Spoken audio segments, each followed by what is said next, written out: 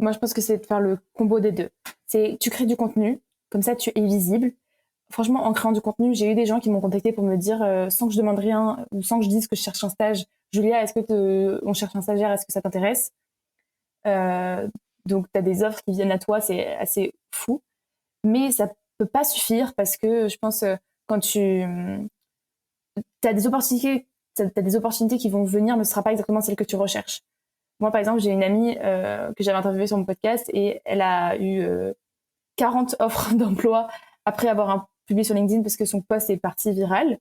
Mais par exemple, dans ses posts, il n'y avait aucun qui était dans sa recherche, tu vois, sur 40 offres d'emploi. Donc, c'est important il faut pas dire aux gens créer du contenu, c'est magique. Non, créer du contenu, ça aide, ça rend visible, ça te donne, on va dire, ça développe ta valeur perçue.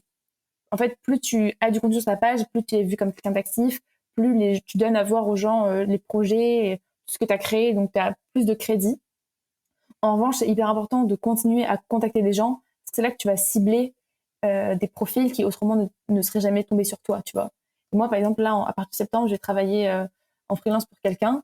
Euh, Tu vois, je crée du contenu sur la quête de sens depuis longtemps, mais je pense que il serait jamais tombé sur mon profil s'il n'avait pas moi contacté. Et l'histoire, c'est que je l'avais contacté pour faire un podcast. Et entre-temps, après le podcast, on a continué à discuter, on est resté en contact et il se trouve que on avait trop envie de collaborer ensemble parce qu'on avait trop la même vision sur les choses. Et en échangeant sur nos problématiques respectives, ben, on s'est rendu compte qu'on pourrait totalement travailler ensemble sur ces projets parce que on était super complémentaires.